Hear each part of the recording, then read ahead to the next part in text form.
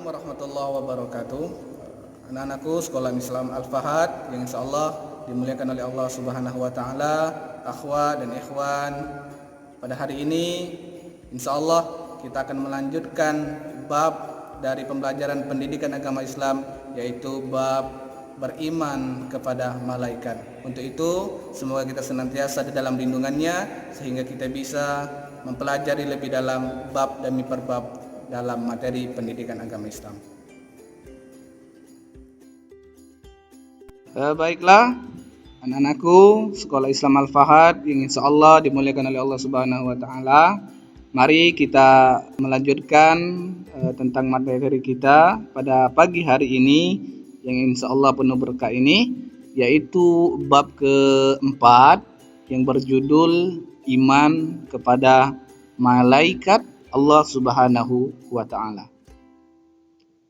Iman kepada malaikat tentunya ada beberapa hal yang harus kita ketahui secara mendetail. Satu, dari pengertiannya malaikat itu apa, kemudian apa saja tugas dari malaikat, kemudian apa saja sifat dari malaikat, bahkan perbedaan malaikat dengan makhluk lainnya.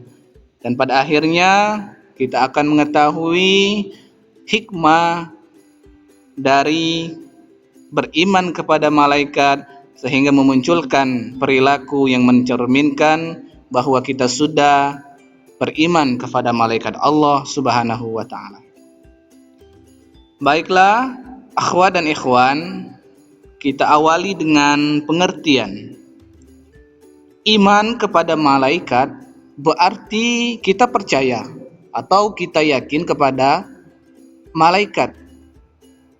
Kita yakin dengan para malaikat yang menjalankan tugas-tugasnya sesuai perintah Allah Subhanahu wa taala dan mereka tidak pernah mengingkarinya. Kita ulang. Jadi iman kepada malaikat berarti kita percaya adanya malaikat yang menjalankan tugas-tugas sesuai perintah Allah Subhanahu wa taala.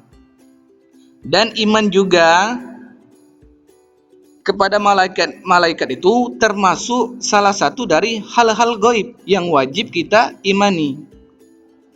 Itu juga sudah ada di penjelasannya di awal surat Al-Baqarah ya, bahwa kita juga harus beriman kepada yang gaib. Di sini sudah ada ketentuannya, nama-nama malaikat dan tugas-tugasnya. Maka dari itu mari kita pahami satu demi persatu bahwa setiap malaikat itu mempunyai tugas yang sudah Allah atur dan Allah kehendaki. Yang pertama, malaikat Jibril. Apa tugasnya? Yaitu menyampaikan wahyu. Yang kedua, malaikat Mikail. Tugasnya pembagi rezeki. Kemudian yang ketiga, malaikat Israfil. Ya, ini tugasnya meniup trompet. Ya, kapan ini terjadinya? Itu di dalam Al-Quran dikatakan tanda-tanda akan terjadinya kiamat, maka akan ditiuplah trompet dari malaikat Israfil.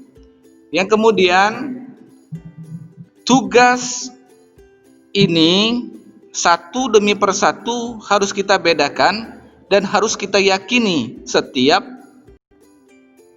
tugas yang telah Allah kasihkan kepada malaikat ini. Keempat, yaitu Israel. Nah, ini mungkin salah satu malaikat ya yang semuanya tentunya kita akan mengalami dan akan bertemu kepada malaikat ini, yaitu malaikat Israel. Tugasnya yaitu mencabut nyawa ya, atau pencabut nyawa. Kemudian malaikat Munkar. Nah, malaikat Munkar ini tugasnya yaitu menanya tentang amal keburukan.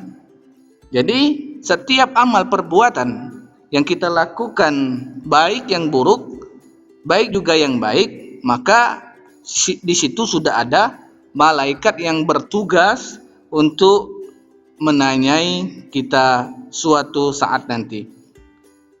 Tepatnya untuk malaikat yang menanyai tentang amal kebaikan, di sini terdapat di malaikat ke nomor 7, yaitu malaikat nakir.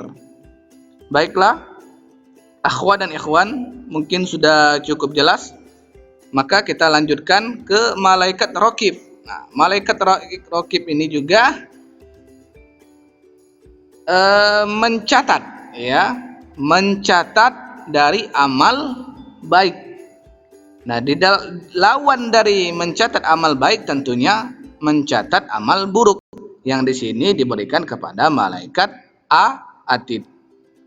Kemudian malaikat yang bertugas, ya, penjaga neraka itu Allah kasihkan kepada malaikat Malik.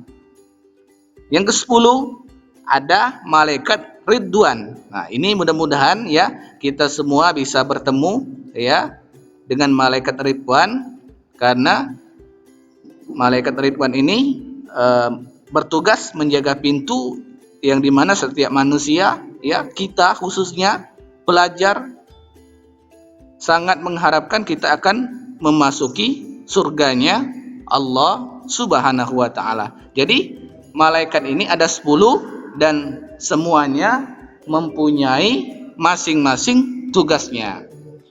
Ya, jadi Jibril, Mikail, Israfil, Izrail, Munkar, Nakir, Raqib, Atid, Malik, dan Ridwan. Baiklah, akhwat dan ikhwan, kita meranjak ke tugas atau sifat malaikat ini, ya. Bukan hanya kita sebagai manusia, ya, yang mempunyai sifat. Nah, malaikat juga mempunyai sifat yang perlu kita ketahui, ya. Di sini bahwa malaikat itu selalu taat kepada Allah Subhanahu wa taala dan tidak pernah menentang perintahnya. Kemudian malaikat juga tidak berjenis kelamin. Kemudian malaikat tidak mempunyai nafsu. Berarti malaikat tidak makan, tidak minum, dan tidak tidur. Kemudian malaikat selalu bertasbih dan beribadah kepada Allah Subhanahu wa taala. Kemudian sifat malaikat dapat menjelma ke dalam berbagai bentuk sesuai kehendak Allah Subhanahu wa taala. Kemudian tugas dari malaikat atau sifat dari malaikat ini yaitu selalu benar dan tidak pernah berbohong. Kemudian sifat dari malaikat yaitu selalu memintakan ampunan bagi orang-orang yang beriman dan orang-orang yang khatam Al-Quran. Mudah-mudahan dengan niat yang tulus, ya akhwat dan ikhwan, bahwa kita ketahui bahwa di Sekolah Islam Al-Fahad ini menjadi rutinitas kita, ya, untuk khususnya santri untuk menghafal Al-Quran. Mudah-mudahan bagi semua santri yang menghafal Al-Quran akan menjadi permintaan ampunan dari malaikat atas dosa-dosa seorang hamba yang senantiasa mengkhatamkan Al-Quran. Kemudian malaikat tidak beranak, malaikat tidak berayah, dan malaikat tidak beribu karena malaikat tidak menikah. Kemudian sedikit perbedaan yang bisa Ustaz jelaskan. Di sini ada jenis perbedaan, ya. Jenis perbedaan ada malaikat, ada jin, setan, dan iblis. Tentunya bisa sedikit dipahami bahwa malaikat diciptakan dari nur atau cahaya, kemudian jin diciptakan dari api, setan atau iblis diciptakan dari api, ya, sifatnya tidak pernah taat kalau iblis. Kemudian untuk jin ada yang taat, ada juga yang tidak. Untuk malaikat selalu taat, membaca tasbih dan beribadah kepada Allah Subhanahu wa taala. Kemudian hikmah dan perilaku beriman kepada malaikat Allah Subhanahu wa taala yaitu diantaranya adalah meningkatkan keimanan kepada Allah Subhanahu wa taala, kemudian mendorong untuk terus meningkatkan kualitas pribadi, kemudian mewujudkan masyarakat yang bermoral dan bersabar saat mendapat ujian atau cobaan. Mungkin sekian yang bisa Ustadz sampaikan. Mudah-mudahan materi ini menjadi berkah untuk kita semua. Tentunya ada tugas yang Ustadz kasihkan, maka dari itu silakan dikerjakan dengan bersungguh-sungguh. Mudah-mudahan ilmu ini bermanfaat bagi kita semua. Assalamualaikum warahmatullahi wabarakatuh.